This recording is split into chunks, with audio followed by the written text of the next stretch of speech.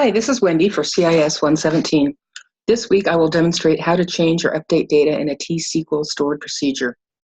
When a patient is admitted into a hospital, there has to be an initial admitting diagnosis. That diagnosis may change or be upgraded by the time the patient actually leaves the hospital. I'm going to write a stored procedure in the HCIT database to enable me to update the admissions diagnosis table. And I'm going to make the primary diagnosis code and the admission ID the variables. I don't want to use the patient ID in this case because that usually doesn't change once you're given a medical record number, or in this case, a patient ID that usually stays with you in that facility until you really leave for good. So I want to be able to update the primary diagnosis code per the admit ID. So I've gone ahead and I've already created the procedure, and it's stored here under my stored procedures. You can see it's called update primary diag. So create procedure USP update primary diag. I named it. I've declared my two variables, prime diag code varchar 50, which was the original data type, and admit ID integer. So I've declared those two variables, and then I've got my update statement, update the admissions diagnosis table, and I'm going to set the primary diagnosis code, which is the column, equal to the prime diag variable.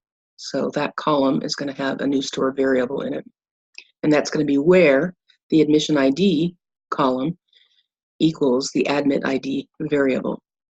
So I'm going to input the variable stored in the admission ID table and put in a new primary diagnosis code, and it will update the table. So that table's already created, and let's go ahead and look at the table right here.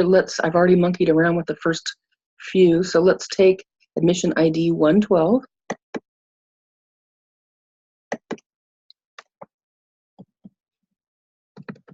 And it currently has a primary diagnosis code of C18.7.